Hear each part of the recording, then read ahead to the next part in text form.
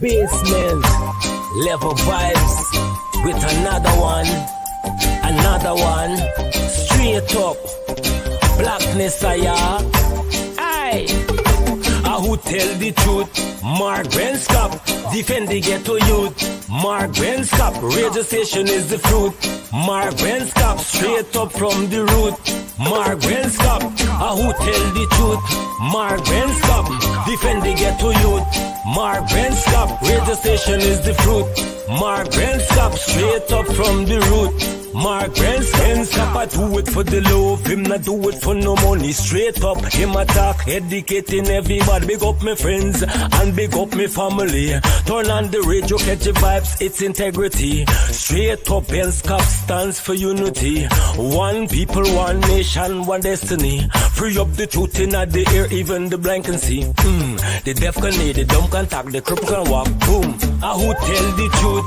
Mark Benskop, defend the ghetto youth. Mark Benskop, radio station is the fruit. Mark Benskop, straight up from the root. Mark Benskop, who tell the truth? Mark Benskop, defend the ghetto youth.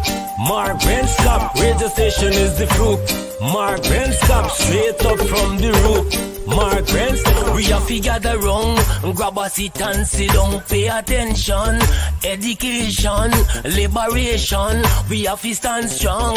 Benskop upon the radio, lively up the program. Everybody call somebody and let them turn and tune and on the radio and catch the boom song. We boom it up already, we have to boom it up again. Expose and reveal him. Who tell the truth? Mark Benskop, defend the ghetto youth. Mark Benskop, radio station is the fruit. Mark Benskop, straight up from the root. Mark Benskop, who tell the truth? Mark Benskop, defend the ghetto youth. Mark Benskop, radio station is the fruit. Mark Benskop, straight up from the root. Mark Benskop, I do it for the love, him not do it for no money. Straight up, him attack, educating everybody. Big up my friends and big up my family. Turn on the radio, catch the vibes, it's integrity. Straight up, Benskop stands for unity. One people, one nation, one destiny. Free up the truth in the air, even the blind can see. The deaf can hear, the dumb can talk, the cripple can walk. Boom. Who tell the truth? Mark Benskop, defend the ghetto youth. Mark Benskop, radio station is the fruit. Mark Benskop, straight up from the root. Mark Benskop, who tell the truth? Mark Benskop, defend the ghetto youth. Mark Benskop, radio station is the fruit. Mark Benskop, straight up from the root. Mark Benskop.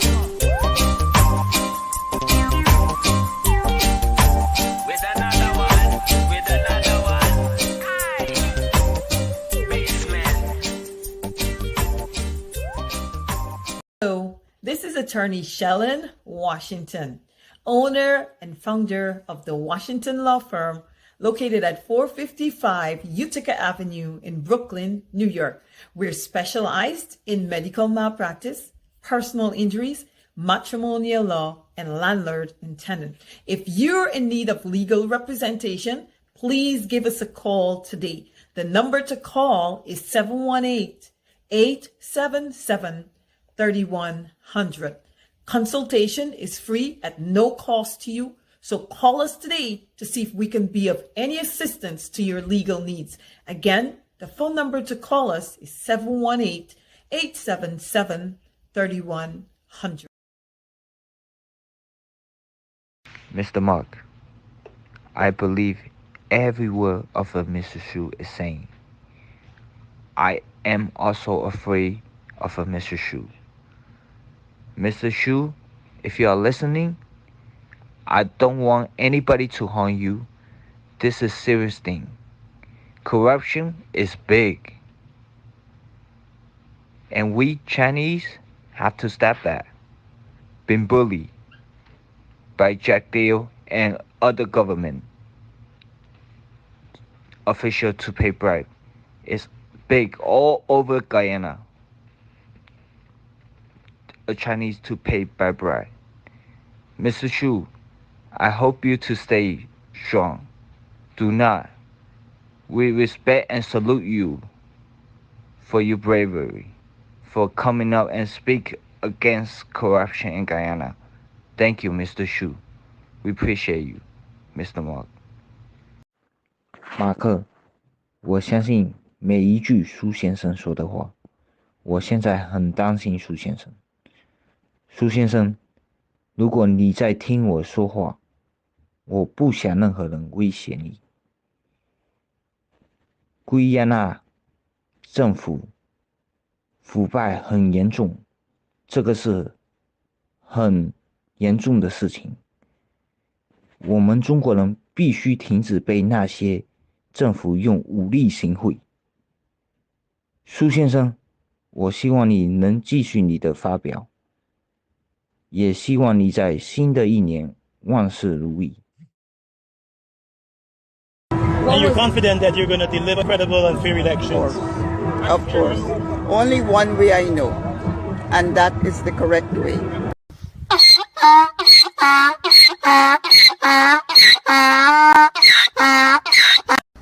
about not eating chicken curry. Think about the police gotta come and you gotta hide your curry. You don't want those days back. We are voting for the PPP to secure our future and our children.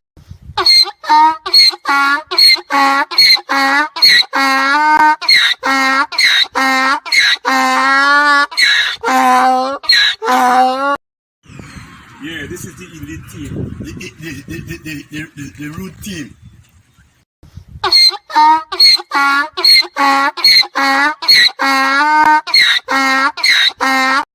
Yeah, my name is Jasmine Kaldata, Francis Vietnam, and since 1965 I become a voter, and I always place my ex next to the cup, and what they are doing today, I can't take it.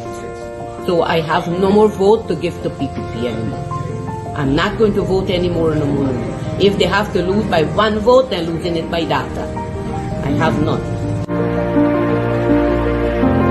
In specific fields, there will be a booth designated to that here tonight.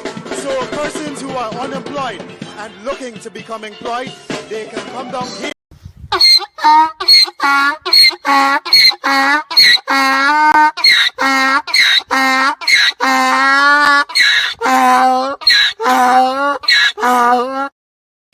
All right, it's 8 minutes after 9 o'clock. Let's rock and roll on some serious business. What's happening in Guyana, in the country that is being destroyed, a rich country that is being destroyed by the PPP, with massive level of corruption and discrimination at every level. We have a bunch of thieves in office, and we know that. Now, this is what the PPP see, this corrupt installed regime. This is what they have done to sugar workers. And as a little boy on the quarantine, we know them as cane cutters, but they're no longer cane cutters. They're sugar workers, gaisuka workers now, right? But nothing is wrong with even continuing to describe them as cane cutters, cane cutters, but they are hard workers. Look at what the PPP see.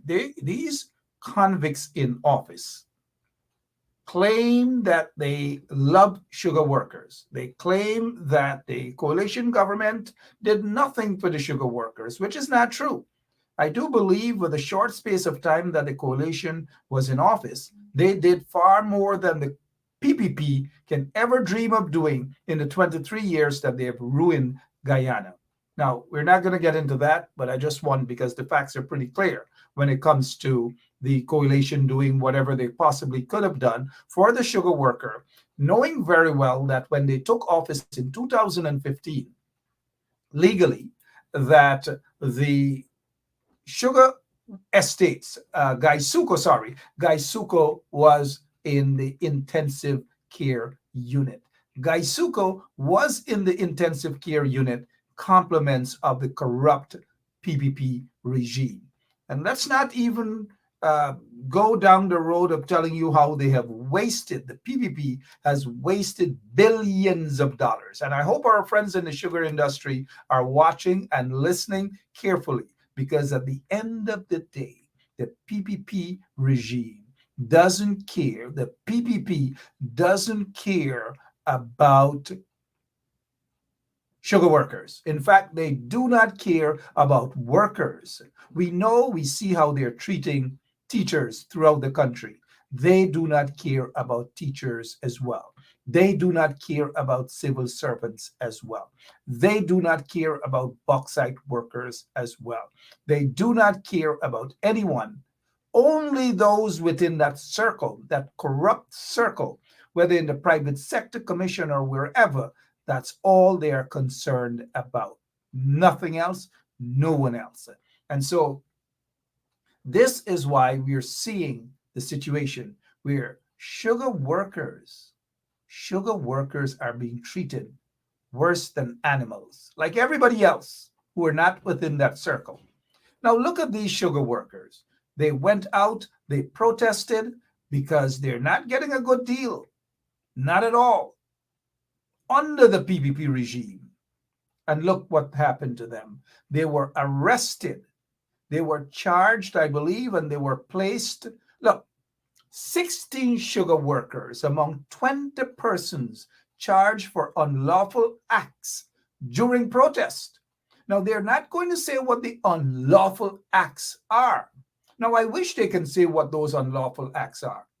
Now, I know there's some of you who might say it's good for them because at the end of the day, they go back and they vote for the PPP.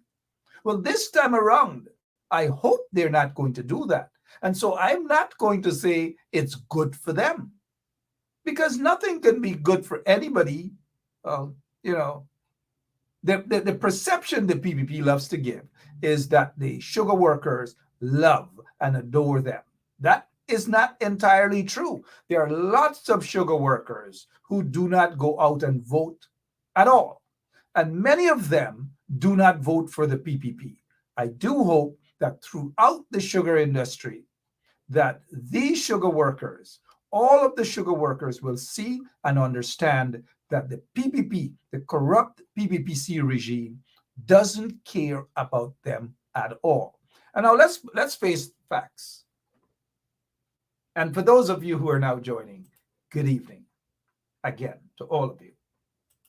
Let's face the facts. Under the coalition, billions of dollars were pumped into the sugar industry, billions of dollars to revive them out of the ICU, the intensive care unit, right? That they were placed under during the PPPC regime that didn't give a rat's about them.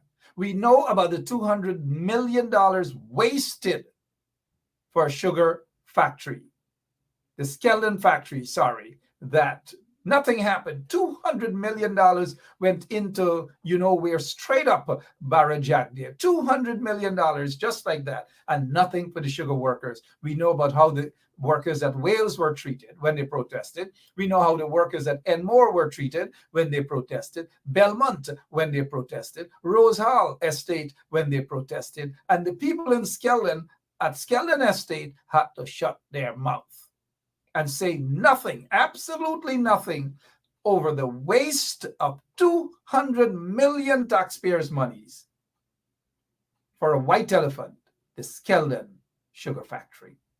Now, the PPP should not have been anywhere close to power, nowhere near to power, but because, ExxonMobil, and they're the ones that's running the country right now, where billions and billions and billions of dollars being wasted and nothing for the sugar workers other than scampishness, with billions going to those fat cats, and we're using that term again, fat cats under the PPP at Gaisuko, where they have a turnaround expert by the name of Sais Narain. Sais Narain Singh can't do nothing, has never run a cookie shop or a sweetie shop or whatever in his entire life. And you take a big agency such as Gaisuko and give it to a sucker by the name of Sais Narain Singh, that is destroying the sugar industry, that is destroying Gaisuko, compliments of the corrupt guys in the PPP, of course, because he's now a PPP, mind you. He was an AFC, disgruntled guy, joined the AFC, and now he's a diehard PPPC, probably as rich as he could ever imagine being. Because this was a guy who used to live hand to mouth. No longer living hand to mouth, but the sugar workers now are the ones who have to go through the struggle. Look at them. Told you guys there are some brothers also who are cane cutters. There are some brothers who are cane cutters, right?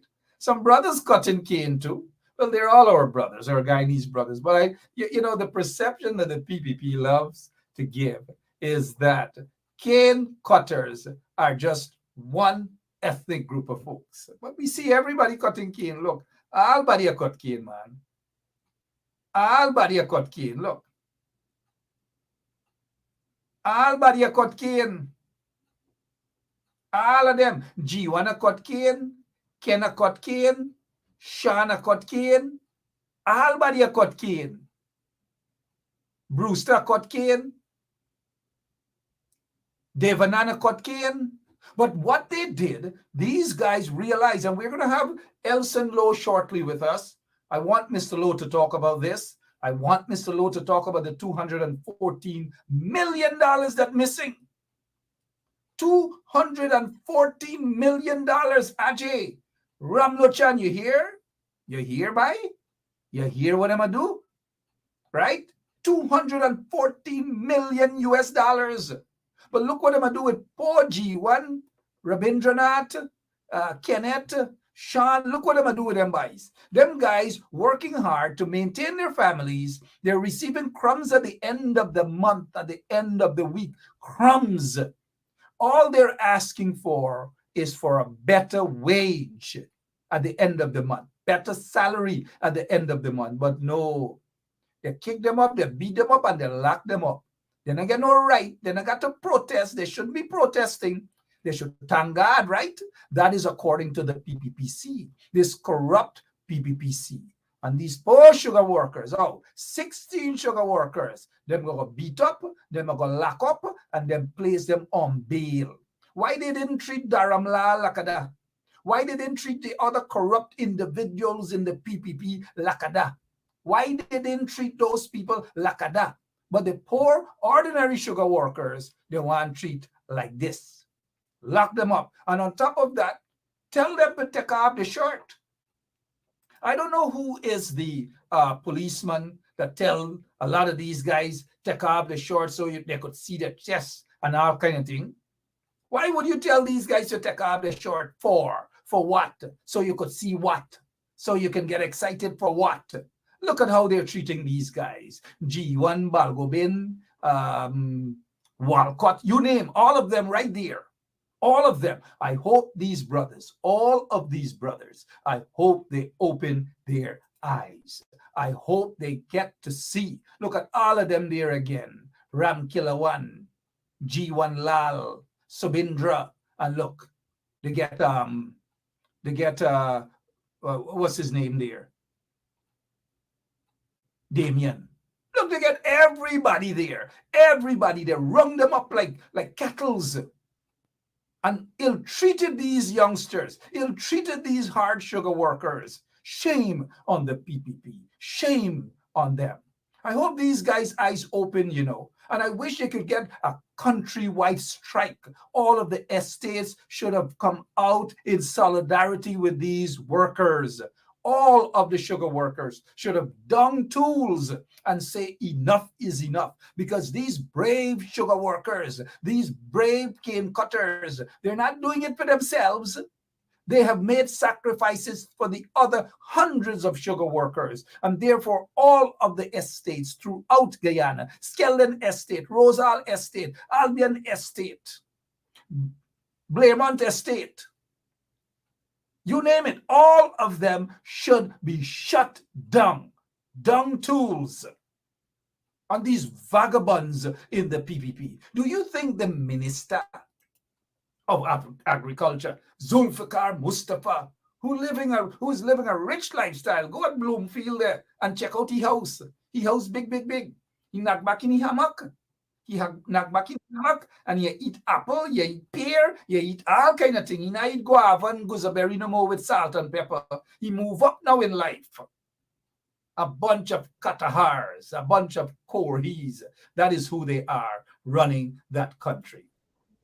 Mr. Elson Lowe is with us tonight. Mr. Elson Lowe, I am sick and I'm tired of these thieves who are in office, these vagabonds, these unpatriotic individuals who are in office.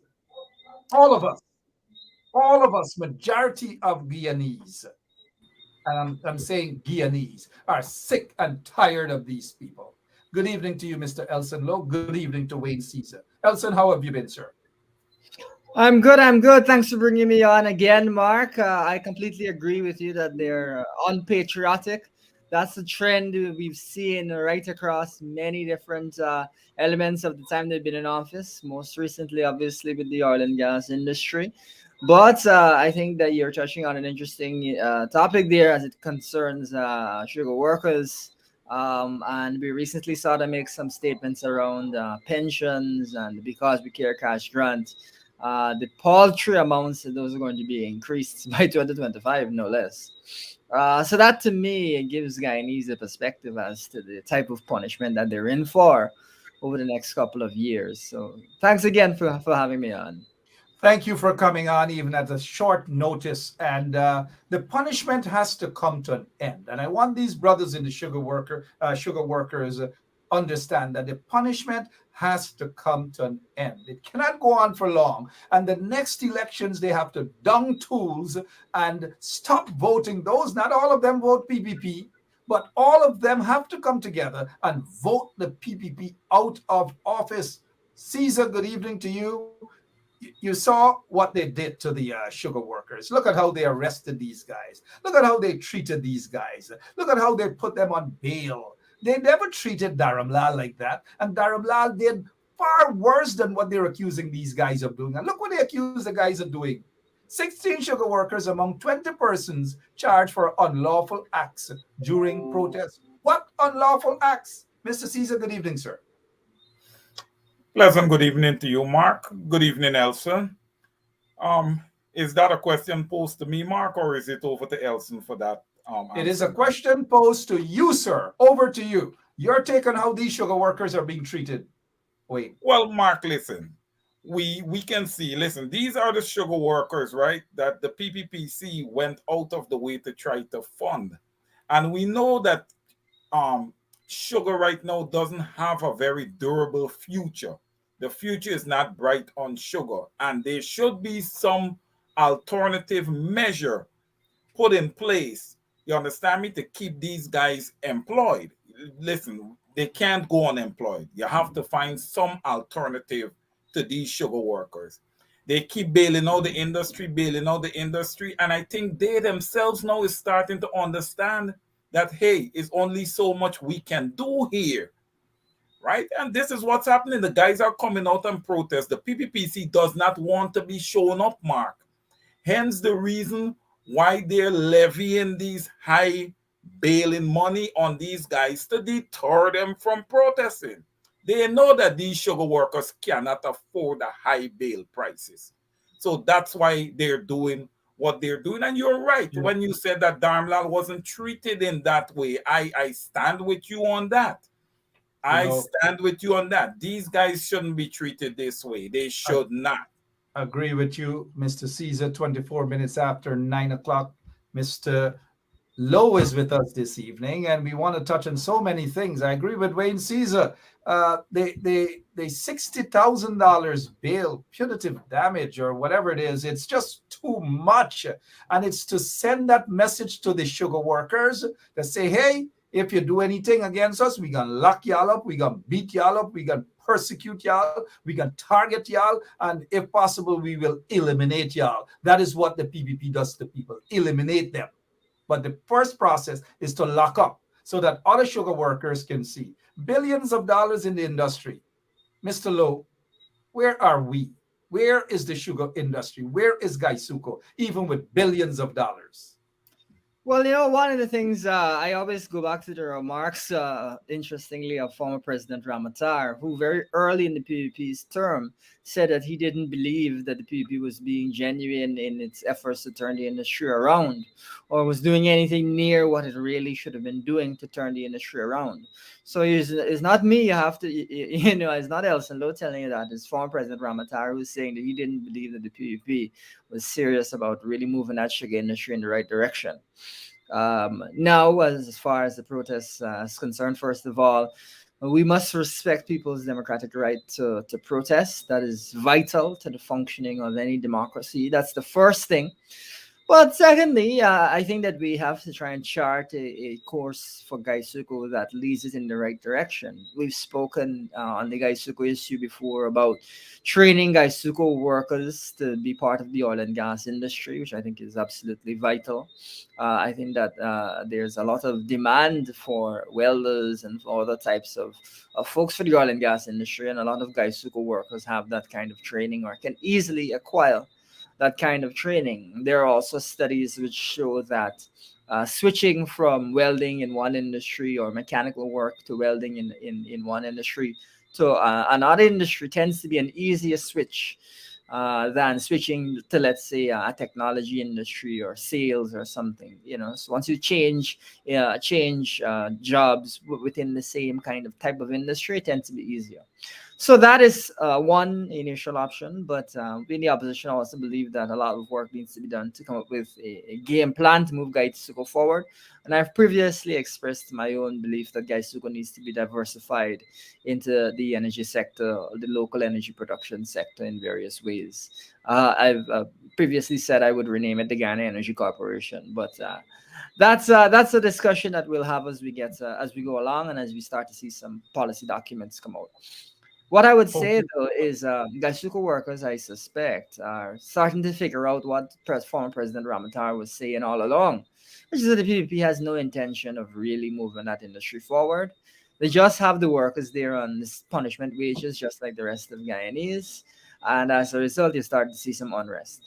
We're seeing the unrest, and I personally wish we can see more and more of that throughout the country. Gaisuko, the bauxite workers, and nothing is wrong with that. It's their constitutional rights. Don't be fooled. But I wouldn't use what Donald Ramatar said when he was the minority president, or when he was no longer the president. Talk about Gaisuko. Remember, Donald Ramatar himself was the head of Gaisuko, or he was a director there at Gaisuko. He was president of the country, and Gaisuko experienced the worst level of treatment also under Donald Ramatar's presidency. And even when he was a director. So Donald Ramatar, it's a matter of hypocrisy to hear that coming from Ramatar. Well, I put it to you this way. If a staunch PPP supporter is going to come out and say he does not believe in what the government is doing for sugar workers, then that says to me that everybody should not believe that what the government is doing is going to. I got you there, Mr. Lowe and Mr. Wayne. Caesar, I got you there. But Donald Ramatar coming out to say that when he was no longer president, when he had that authority to do something and to turn Gaisuko around, he didn't. And then when he was a director there, you had a lavish spending where the CEO, Mr. Rat Singh, who is now over there in the UK as Guyana High Commissioner, and when these guys were there, they were being paid handsomely. Donald Ramatar sat there and said nothing, absolutely nothing. But suddenly that he's no longer there, he doesn't have access to anything. He is talking about, to me, it's hypocrisy. Mr. Caesar.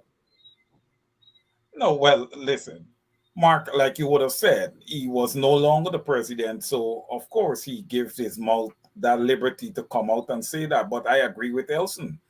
And I would say that, he represented the PPPC in government. So I would say coming from the horse's mouth here. So Elson is perfectly in line with his statement.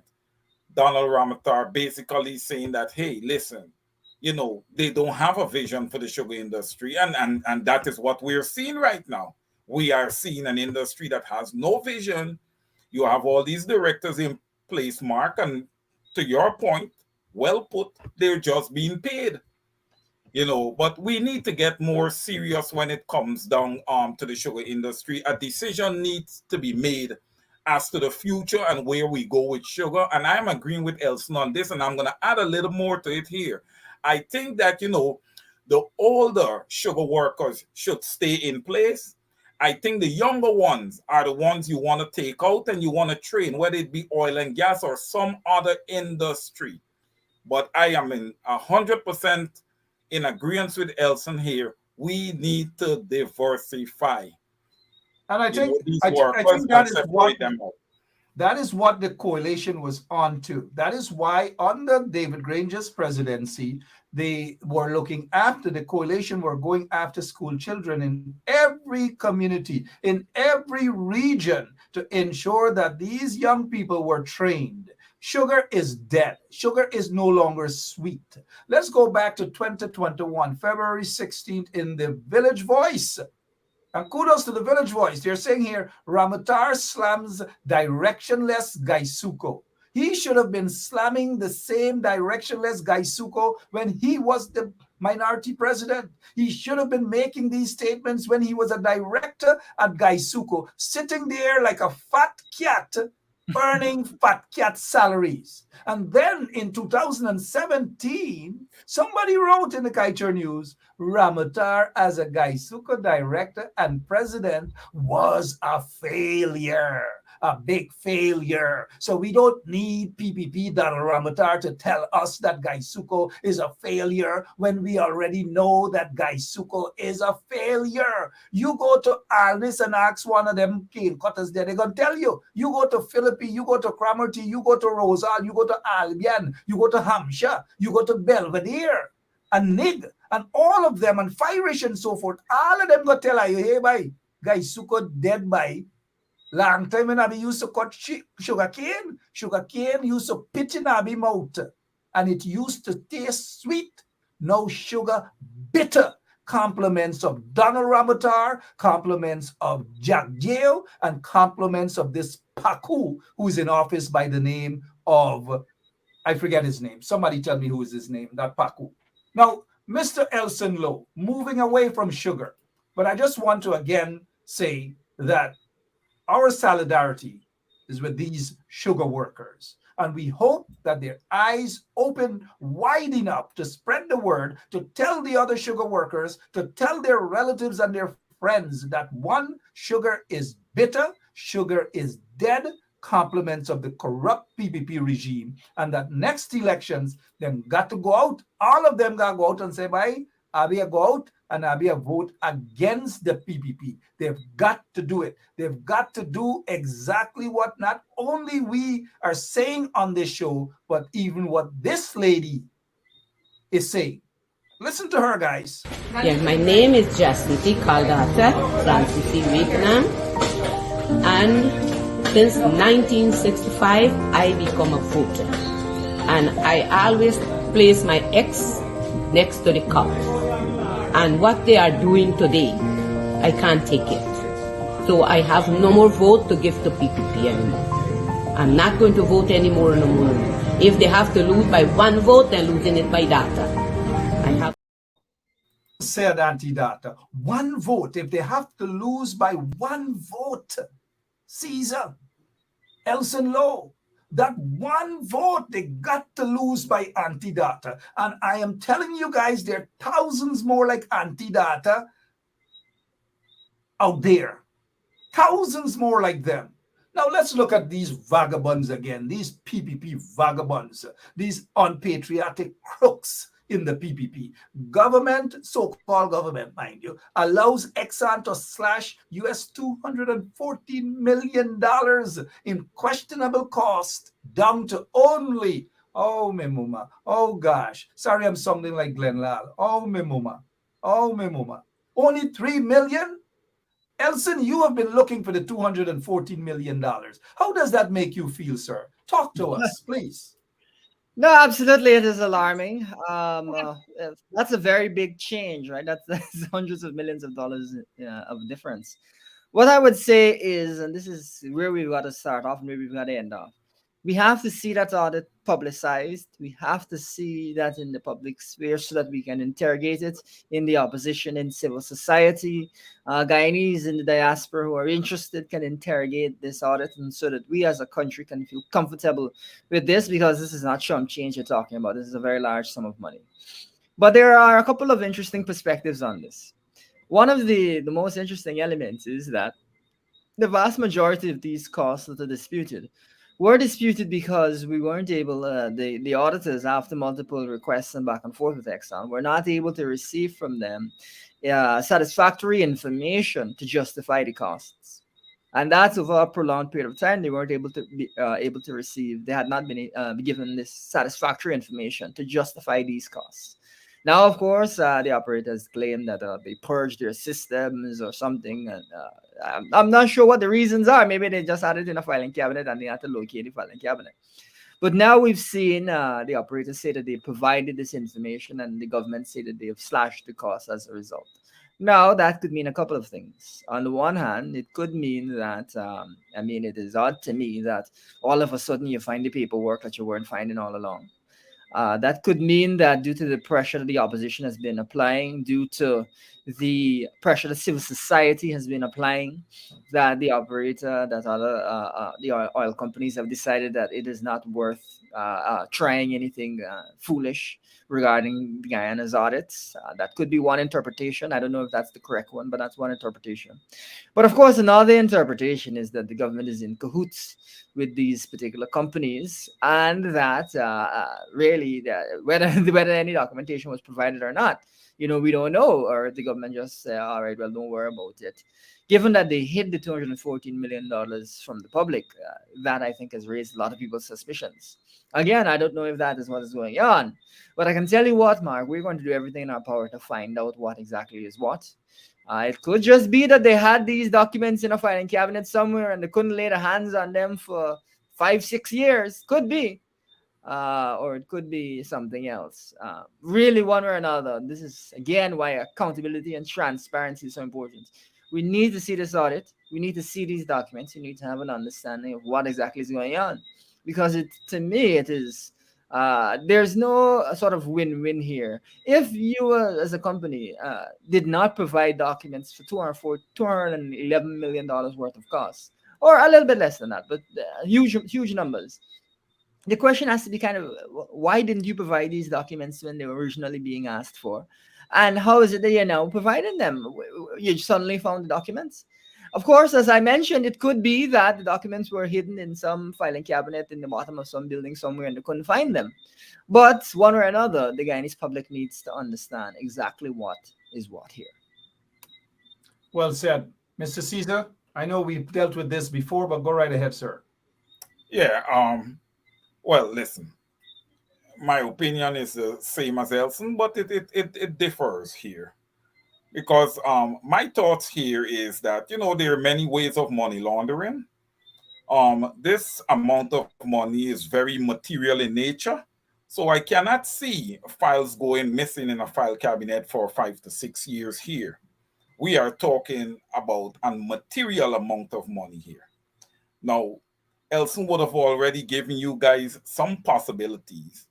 Now, my possibility here is that this money is available for recovery, but it will not be disclosed because this is the monies that is going to be used by the PPPC for the next election. They'll have a lot of money available to them for the next election. That's my take on this, that the monies are being placed to the side to ensure that the PPPC government is re-elected in Guyana. And listen, I say this to the people of Guyana, it doesn't matter what financially is thrown your way. Remember this, you guys need to have an ability to have a sustainable life in Guyana. Not every once in a while there's election or something, somebody is throwing cash your way. No matter how much it is, it's going to run out. And you're going to be in the same predicament. Mark, I am convinced that the monies are being placed to the side to assist the PPPC in their campaign for re-elections come 2025. That is my opinion. Yeah, thank you so much. 40 minutes after 9 o'clock. If you're now joining us, good evening. If you're joining us for the first time, welcome to Straight Up on 107.1 FM. Just to divert a bit and let you see that the PPPC gentlemen and those who are watching us, ladies as well, the PPPC has some books that they're handing out to people. And this is the 3 times table. And the PPP, some of the PPP supporters, they love to think that they're the best in math, right? Look at what 3 times 12 is. Look at 3 times 12, Mr. Caesar. Look at 3 times 12, Mr. Lowe. To our kids. 3 times 12, 26. Again, look at what they're saying. 3 times 12 is what again? 26. Oh, gosh. I'm sure that this is what Irfan Ali is saying. I am almost certain that this was done by Irfan Ali. We just got news a couple days ago that there is a reshuffling of some of the senior guys at the GPL, Guyana Power and Light, and that Anil Nandalal's brother is back there as one of the top guys. He was there before. Then there was another guy that was there just not so long ago, corruption. He resigned, allegations of corruption. What's going on with the form of nepotism that we're seeing, Mr. Elson Lowe? Given the fact that billions of dollars, taxpayers' money being spent on GPL, but every day people are experiencing hours upon hours of blackouts. What's your take on the blackouts and the nepotism that we Well, hear? of course, whatever processes really should be in place, are the processes that should be followed to prevent nepotism. But I think what Guyanese right now are, and you're seeing these complaints non-stop on social media, you're seeing so many Guyanese crying out. These blackouts are at an unbelievable, absolutely intolerable level, number one. Number two, I cannot understand that we are spending around about 2 billion US on a gas to electricity project, and we have not fixed the blackout problem. Instead of putting all of that money there, you would think that the focus would be on sorting out the clear and immediate problem, which is the blackouts. And you mean to tell me, Mark, can you imagine this, Mark? These people, if they are successful, which we doubt, in providing cheap electricity, you're going to have cheap electricity provided to you, which you can't access anyway because of the blackout. What is the point of having electricity if you cannot use the electricity? This is ridiculous. You would think the first port of call would be revamping our existing systems so that we are not vulnerable to incessant blackouts. But these guys instead are going to go and build this natural gas plant. And while, of course, we believe it's important to make use of the natural gas, this seems to be putting the cart before the horse. It will be comical because I don't see how else it's going to stop. But it'll be comical to see a plant come forward, a new electricity plant, and to see Guyanese suffering from the same blackouts over and over and over again, sometimes multiple times in a day. And folks, we have to bear in mind, right now, by some measures of income, Guyana has a higher per capita income than the United Kingdom. Higher than the United Kingdom. By next year, we're in the top 5. And then after that, we're going to open up a big gap between us and Liechtenstein. And you mean to tell me we're going to still have blackouts multiple times a day? This is the type of governance that we're looking at. These people just don't understand what it means to govern well, and seem not to understand as well that they have money and can fix problems. Instead, the money is put where it is that it is not most efficiently used. Corruption, nepotism. Every single day we are seeing it. They cannot govern a country. Of course, we see it. We see the levels of corruption and the friendship with some of their cronies, some of those corrupt ones in the private sector commission and so forth. It's all about the money and less about the people. People got to pay for contracts, and then when they're given contracts, they are told who the subcontractors should be, and all these manner of things and kickbacks. We are hearing allegations, lots and lots of allegations of the former permanent secretary of the Ministry of Home Affairs allegedly took lots of monies for gun licenses and so forth. But yet, instead of removing her completely, probably have an investigation and probably charge her and send her to jail, they removed her from there and put her in another agency. Only God knows. Mr. Caesar, what's happening again? Talk to us, please. Well, Mark, listen. We have seen this government operate. We know that nepotism is the name of the game when it comes to the PPPC and how they operate. So this doesn't hit me by surprise at all. But when we look at Guyana Power and Light, and Elson he just put it very well just now, with the continuous blackouts, across the country on a daily basis. Listen, this government is so backward. They continue, Mark, with their infrastructural drive of putting up large buildings across Georgetown and across the country. Aren't these buildings going to create more pressure on the grid?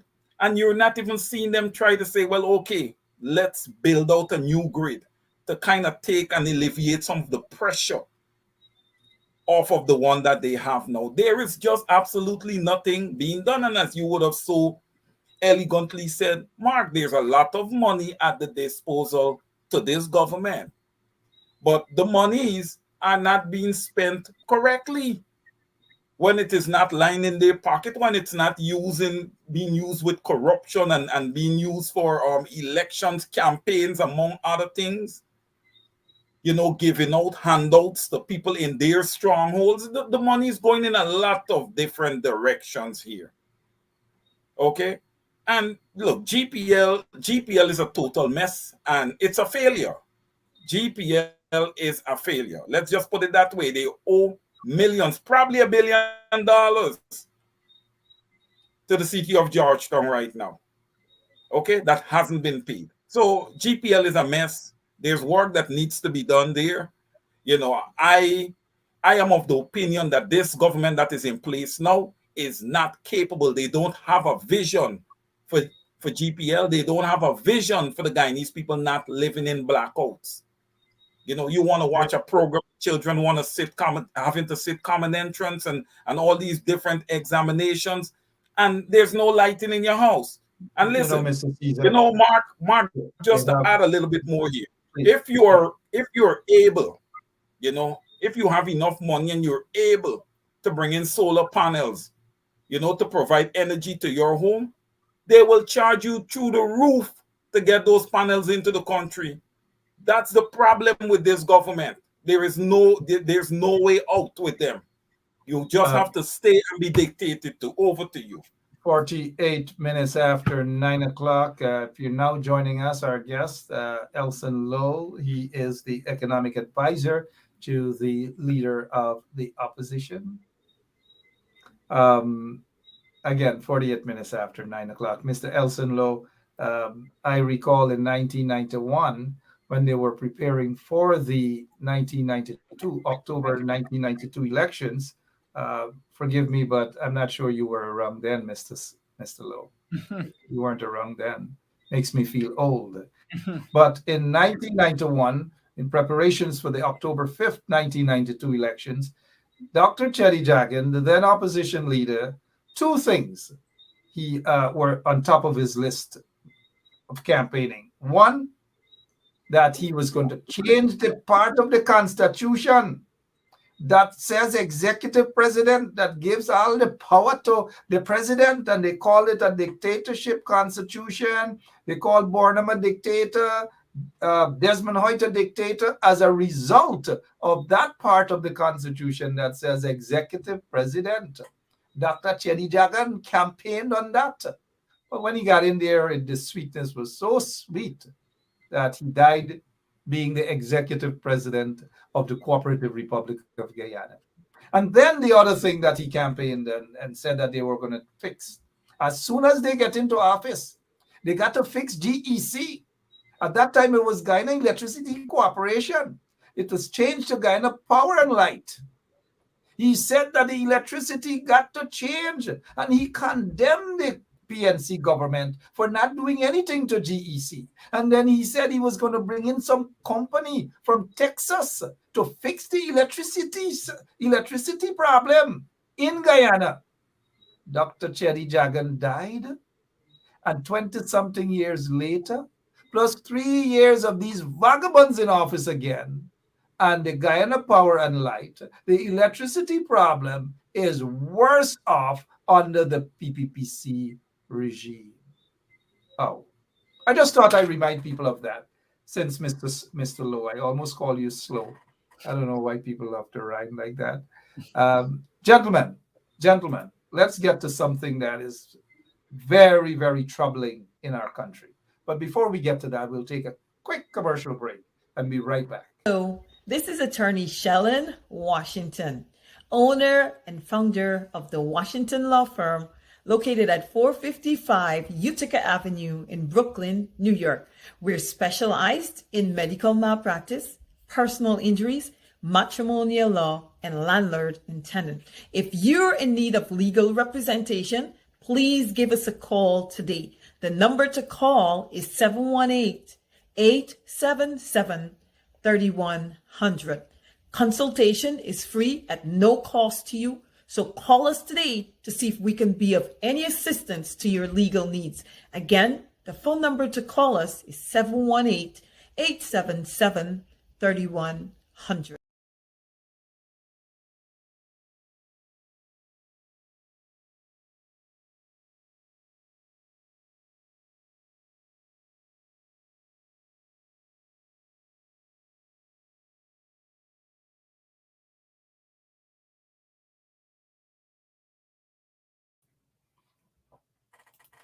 All right, welcome back to Straight Up. It's 51 minutes after 9 o'clock. Don't be too concerned. Don't be worried. Our guests, they're still here. One of them rushed quickly to take some Mobby. Mr. Lowe said he wanted some Mobby, and Mr. Caesar said he wanted some Swamp. And so they are back again. They're ready to go with you guys. I hope you enjoy the Mobby there, Mr. Lowe, and the Swamp, Mr.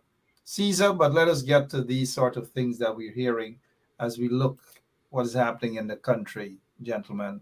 White Boys Auto Spears Bond destroyed by fire. 330 people in need of dialysis across Guyana. Mother rescues children from burning house in Maine State.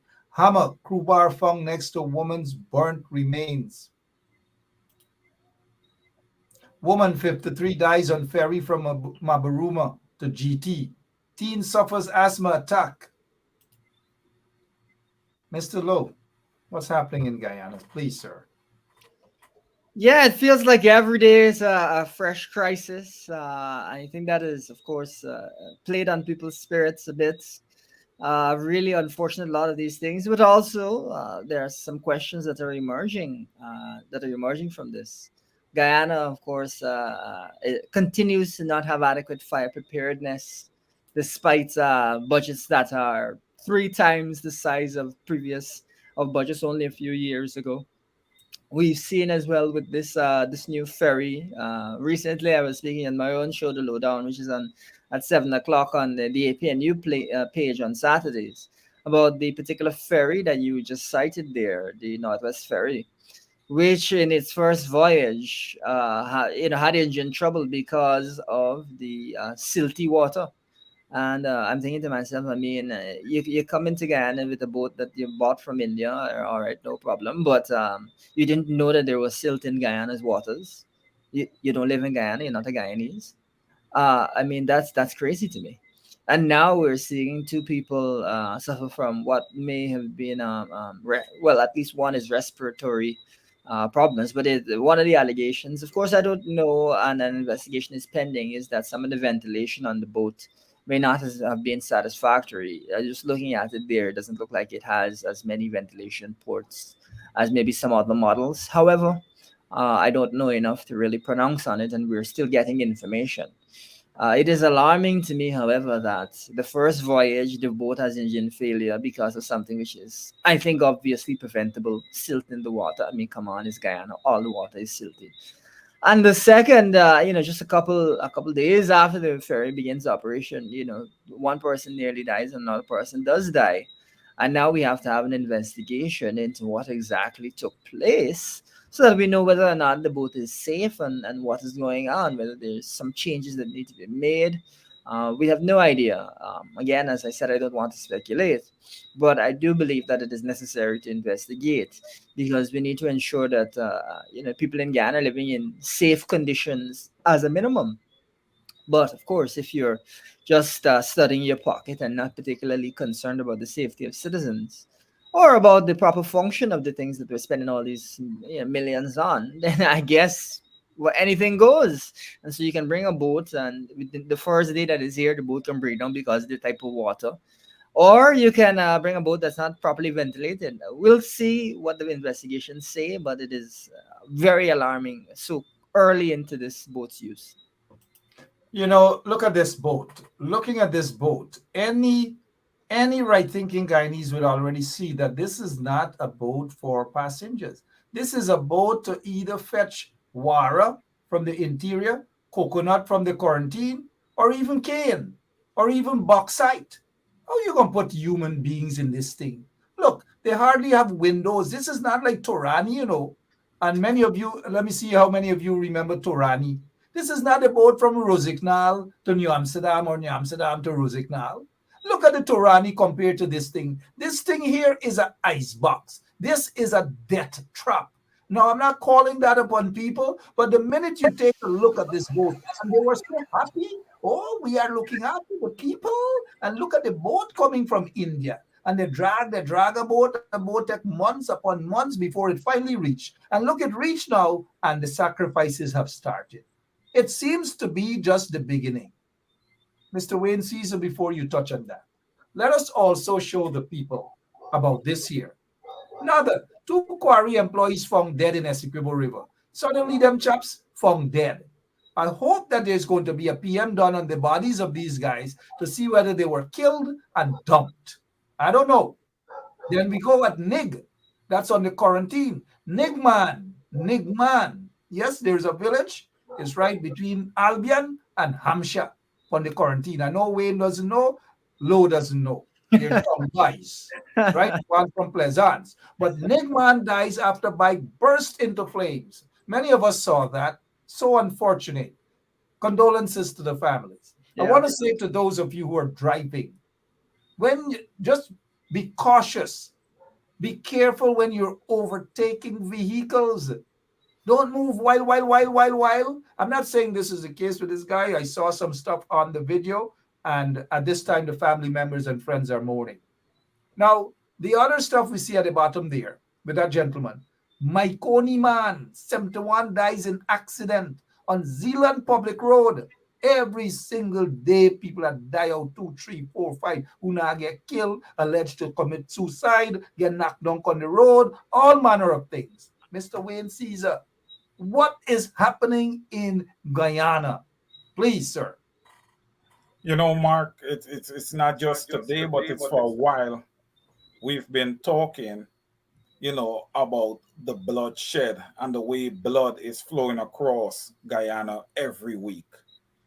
So far we could account for 5 people here. I mean, I saw that accident on Tuesday, and, that was just horrendous what would have happened, to that man. And, again, condolences to his family, and I will keep them in my prayer. But, that's a terrible way to die. And then these 2 guys found floating in the Essequibo River, when I heard of that, man, it was like, my first thought is like, man, every single week. When last have we had a week that we haven't seen this? This is not normal. This is just not normal. And these are issues that needs to be addressed. And there is never a government's press conference or anything to speak on these issues. I think they would have had a little statement the other day talking about the vehicular accidents across the country, but nothing out there that they really come out and had a press conference in relation to. Every week we have people dying along the roadways in Guyana, and something has got to give here. Something has got to give. This older gentleman here on an electric bike, he got hit down and killed. But the thing that's alarming, Elson, is that there's so many young people that are losing their lives. So many young people that are losing their lives across Guyana. And the lawlessness continues. People need to earn their license the correct way. You shouldn't be able to buy a driver's license. You shouldn't be able to purchase a gun license. People should be properly vetted before given the privilege of having a gun license.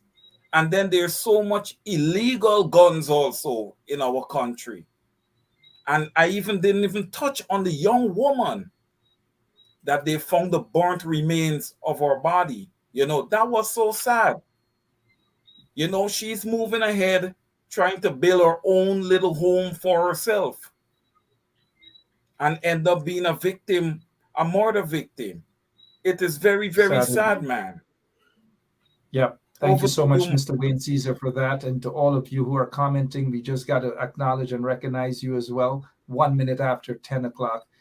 We don't want to be the bearer of bad news as we bring all these deaths, these horrific deaths in the country thus far for the month. And we're only on the 6th day of September, and it's already almost 20 plus persons have died already. Many under questionable circumstances as well. And this is really, really sad. Thank you, Mr. Caesar, for pointing that out, and Mr. Lowe as well. And that's why the headline here for tonight, prayers alone can't save Guyana. Lots more have to save Guyana to take it away from these vagabonds in office. Mr. Lowe, as we prepare to wrap up in the event, we haven't touched on anything. Tell us briefly what's happening in Guyana. And I know you want to touch maybe on the PPP thieving a set of monies. What's happening? Yeah, well, absolutely. The current or the latest drama really is around the approval of the sixth oil development here in Guyana, and around the PPP's reluctance to have any kinds of discussions with the operator. Of course, we've said that within the first 50 days of being in office, we'll open discussions with the operator around how we can improve things. For Guyana, there's a wide range of areas that we can look to see improvement, but we've not seen any movement in that direction, which I think has alarmed quite a lot of people. I think also when we look at the question of the relinquishment of some blocks where an extension was granted, but of course due diligence is required regarding that extension, and the extension itself said due diligence was required. The Yens are seeing the PVP kind of not engage in type of robust due diligence and that they're supposed to engage in. This coupled with the $214 million US moving from 214 million to 3 million.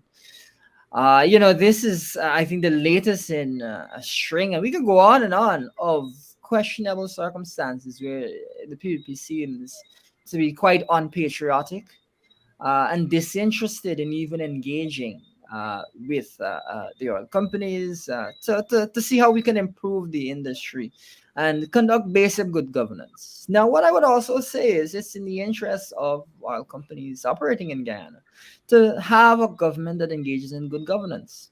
Because on the one hand, you don't want situations which are not suspicious to provoke suspicion in Guyanese because the government is being secretive or confrontational, antagonistic. And that often is the case where, there are issues that could be resolved smoothly that the government chooses to go on some tangent. Or where, instead of making laws clear, making regulations clear, they don't even really pay any attention to them, and they cause a conflict. One example being, of course, what happened with the offshore oil spill insurance, where it seems that they did not want the permit to say what it said. And they're now in court fighting against Guyana and fighting with the operator to change basically what Guyana gets out of the permit. Now, this string of unpatriotic actions, I think, must raise questions in Guyanese mind as to who the PUP's interests, whose interests they're serving. But on the flip side, I think it paints a narrative to Guyanese that it is not at all surprising that man Jagger recently had even said that pensioners between now and 2025 are only going to get a $7,000 increase. And because we care cash runs, only a $10,000 increase. Now, Mark, you may recall just a little while ago, I mentioned to you that by 2025, Guyana is likely to be the country with the highest income per capita by some measures in the entire world by a distance. And this man is gonna come out here and say the pensioners, we're only gonna give you 35 US a month more as your pension increase. These people are not living on Earth.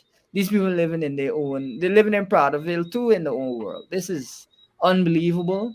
this totally misunderstands the circumstances of Guyana. But if you are focused on patriotic activities or theft, as the PAP is, there's endless allegations around, then it is quite understandable, isn't it, that you would come out and say pensioners will only get $7,000 more between now and 2025. Mark, don't you see that you could definitely say something like that and not realize that there's a problem if your mind is focused on mischief, if the PP's mind is focused on mischief? And so I think pensioners hearing that, to me, is a real sign of concern, a real tragedy, and just gives people a sense that this punishment is not going to let up anytime soon. It's so sad, but we got to remain optimistic that it's going to end sometime soon. Once elections are held and people go out in their numbers, every guy needs to go out in their numbers and vote these pakus, vote these criminals, vote these vagabonds out of office, these unpatriotic individuals. And you will hear him dribbling tomorrow at his press conference.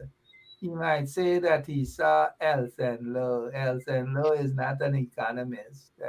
John Deere is not an economist. He's a con. That's what he is. Anyways, as we prepare to take our leave here, Mr. Wayne Caesar, what's happening? Talk to us before we go, sir. Yeah. So, and what Elson, that was well said. I'm going to take a little bit of a different position here. To the opposition, we need to have in place a vision as to, how we are going to, a vision and a plan, a strategic plan as to how we're going to engage the Guyanese people, as to how we're going to empower them and educate them about electoral matters and have them prepared for 2025. We also need to have a strategy as to how we're going to get a new voters list in place, because the work is being done. Whether it is that the MPs are on the ground or not, Mark, I think we're doing the work from right where we sit here. So the work is being done. And, people don't work for nothing. Okay, when you work, you're looking forward for some type of a reward for what you're doing. So that being said, I think the opposition need to have a good strategy in place as to how we're going to approach a new voters list. Also, we should not give up on those petitions.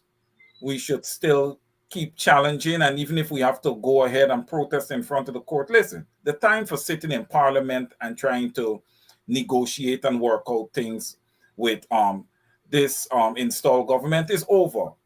This is not a government that you talk to in parliament. This is a government that you talk to in the streets. You meet them in the streets, or you have them meet you in the street. And then we determine what's going to happen. And when I say meet in the street, I mean peaceful protest. But we let our voices be heard. Our protest must be impactful. It must be consistent. And it must be for a relevant cause. So these things is what the opposition need to put together, because they cannot continue to posture the way they're posturing, because they're causing their own people who support them to have questions as to why certain things are going on in the country, and we are not seeing the opposition putting the government in check or rebuttaling them just about immediately.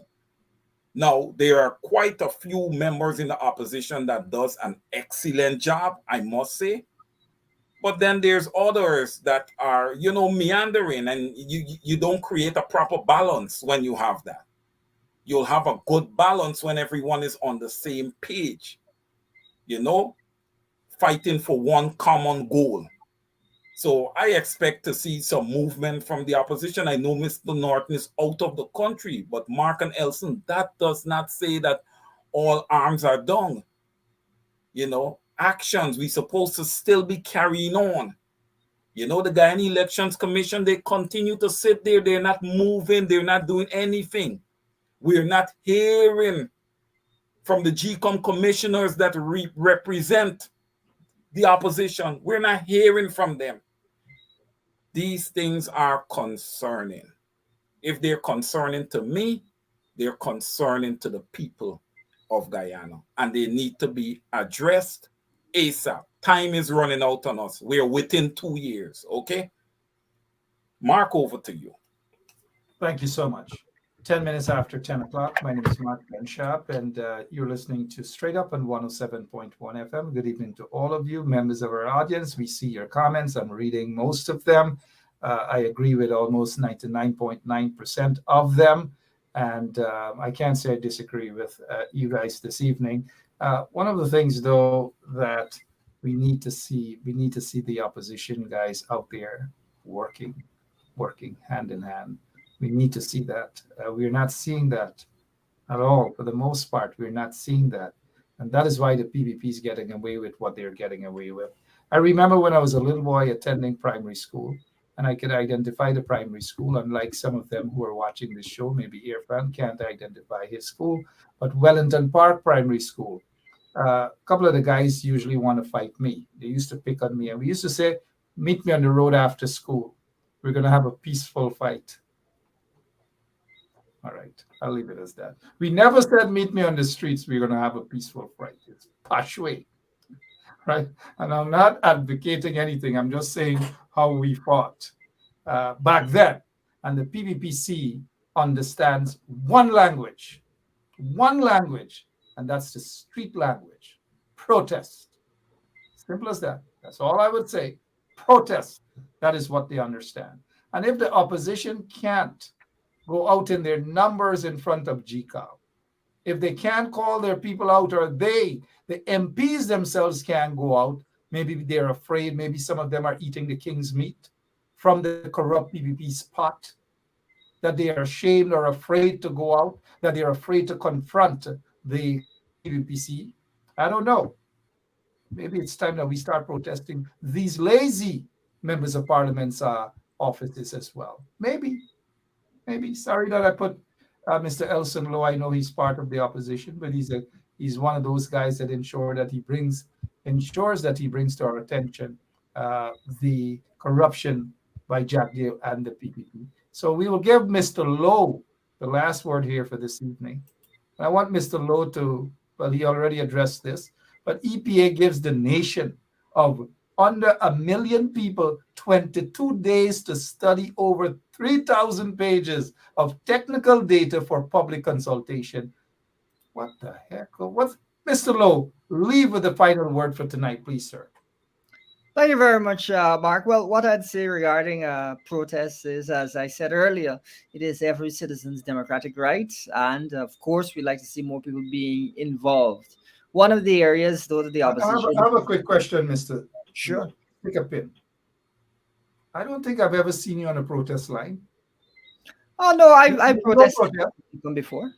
You don't protest? I protested in front of GCOM before. And in fact, one of the probably the earliest protest I was involved in was at the University of Guyana to try to make it free, which is something that I did under the former president. So I'm more than happy whether or not those in power are pleased with my efforts to stand up directly in the street for a cause that I believe is appropriate. You know? All right, good. I just thought because we want to see more, we like your style, we want to see more of Elson Low in the streets, taking the sun with a placard too.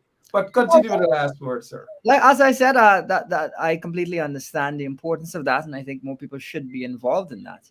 But there are many areas where the opposition has had a lot of success in checking the government, in particular in the oil and gas industry. There are several areas that we've had some big wins. We even spoke about the audits tonight, and now we're talking a little bit about the 6th project and so on.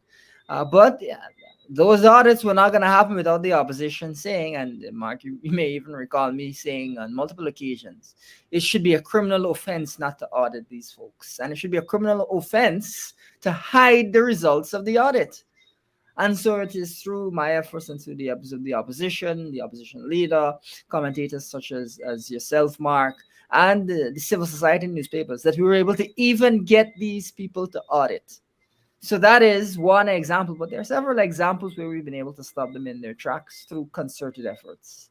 Now, that is one thing. The other thing that continues to be alarming and that we must raise is this 22 days thing. One of the things we say in the opposition is PPP likes a 2 weeks consultation.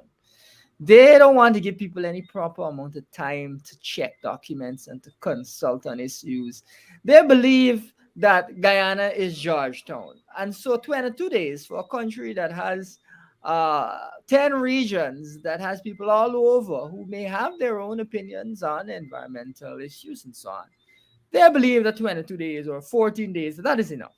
We have previously said that it should be enshrined in the law, that you should have prolonged or at least a 3 months or so consultation periods, as you have in the States, for these types of serious issues. Now, that may just mean that you start earlier and you have a little bit of a period so that you don't delay the operations. But the point being, Guyana is not Georgetown. We have to understand that we must give people an appropriate period of time to be involved. And we have to understand that that is what it means to have an inclusionary, participatory democracy. The PPP is not interested in that kind of governance. And so, whereas we are saying repeatedly for all sorts of documents, the PSA was an example, the Natural Resources Fund Act was an example, regarding the auction of the oil blocks was another example. These guys don't have any interest in consultation and proper processes. We have to shout it top of our lungs to even get them to release information. And when they do, it's for 2 weeks. Now, the question that your viewers must ask themselves is, why don't they have any interest in hearing from the people? Is it that they just don't care what the people of Guyana have to say? Or are there other nefarious reasons? And that I'll leave in the hands of your viewers. Thank you so much. Politicians, when they get into office, we need tremendous transparency. We saw a lot under the coalition, yes, but these people, these vagabonds in office, it's not that the coalition was perfect, but I wish that they would have dealt with and exposed those secret private investors at Marriott Hotel. They promised that, they never did that. I'm a bit disappointed that they didn't do it. And those who own oil blocks and so forth, like the Kanji blocks and so forth, we thought that the previous regime would have been able to expose these individuals and the wrongdoings and so forth. But I guess Exxon is bigger than everybody in Guyana, right?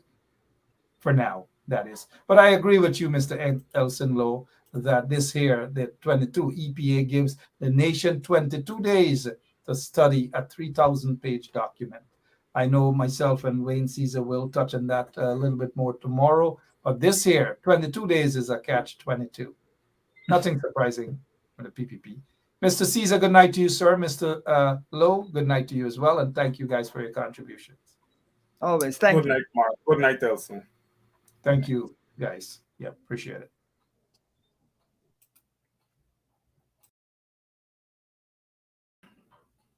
Sorry about that. So you guys heard the gentleman, Mr. Caesar, Mr. Lowe, and all of you out there, every single one of you. We appreciate the time that you've taken to be on with us.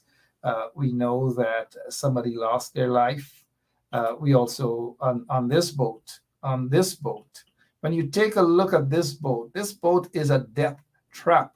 This boat should be anchored down until a proper investigation is completed. There is no way that this boat should be used as passenger vessel. This is not a passenger vessel boat at all. This is for sardines, that you cramp them sardines in there. Is that how these people treat citizens of Guyana? We already know how they treat the sugar workers. We already know how they treat the bauxite workers. We already know how they treat their public servants. We already know all of these things. We know how they treat the teachers. But then again, the teachers are under attack in Guyana too, the nurses. But let us reverse back to the teachers. What happened to the Guyana Teachers Union? In my opinion, the leadership is rather questionable at this time. What are they doing? What is the president of the Guyana Teachers Union doing? What is the general secretary of the Guyana Teachers Union? What are they doing? They wear so many goddamn hats is that they're all over the place. I don't know. Sorry that I'm behaving like that. But I really got to go. This is not being insensitive. I know on the ferry, a 53-year-old woman lost her life coming from Maburuma, Condolences to her family. And then a teen suffers asthma attack. Look at the boat. Edgel, where is Edgel? Where is Edgel? We should have been reading Edgel dies on ferry from Mabaruma, right? Or Edgel suffers asthma attack from Mabaruma, right? We should have been reading that, because this here, it is an insult to Guyanese to have this vessel. And this is not the first time we're talking about it. I know many of you have commented about this vessel that took God in heaven knows how long to walk from India, walk all the way from India. And then it come now and start take life. First, when the boat got here, the boat said, me no want move. Me no want move. Me want go back to India. And then now it start to move. It start kill people left, right, and center. People are faint. People are blackout. All manner of things happening on that boat. I don't know. I just don't know. But look, this is the boat that they have. And what comes to mind right now about this boat?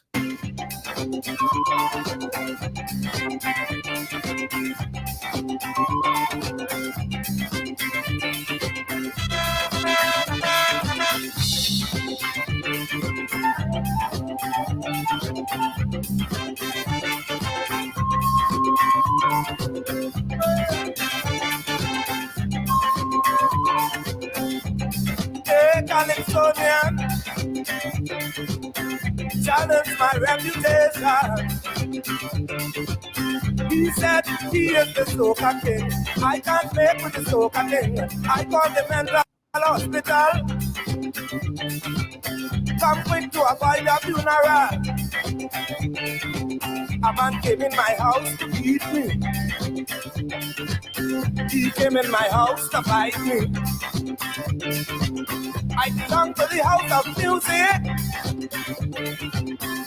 He's either crazy or real sick.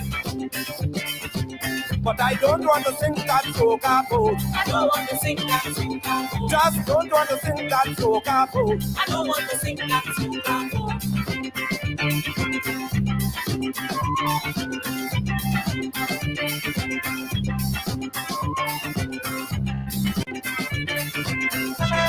That's what it is, a soca boat. You know, a soca boat. And not even, you know, you got a lot of boat rides and party and all these things. Not even these guys would want to go and make this into a boat ride. Maybe Freedom House should just have a free boat ride for all of them there at Freedom House. Put Jack there, put Sue. Mind you, I heard that Sue is in Guyana, right? Sue doing business in Guyana. Sue still making millions upon millions in Guyana. And then yet we asking for Sue? Are you going to learn? Are you going to learn? But for now, I'm out of here. I'm out of here. And I mean it. Are you going to learn? We're out of here, guys. See you tomorrow. Same place, same time. Right here on 107.1 FM. So long. So, this is attorney Shellen Washington, owner and founder of the Washington Law Firm, located at 455 Utica Avenue in Brooklyn, New York. We're specialized in medical malpractice, personal injuries, matrimonial law, and landlord and tenant. If you're in need of legal representation, please give us a call today. The number to call is 718-877-3100. Consultation is free at no cost to you. So call us today to see if we can be of any assistance to your legal needs. Again, the phone number to call us is 718-877-3100. I don't want to sing that soca boat.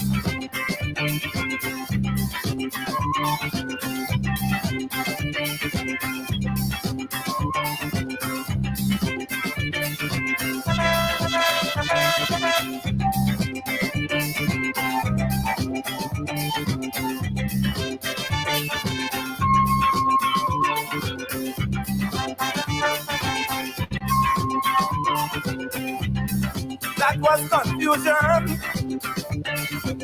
I was transformed to a demon. I got mad and my eyes got red. Only wickedness in my head.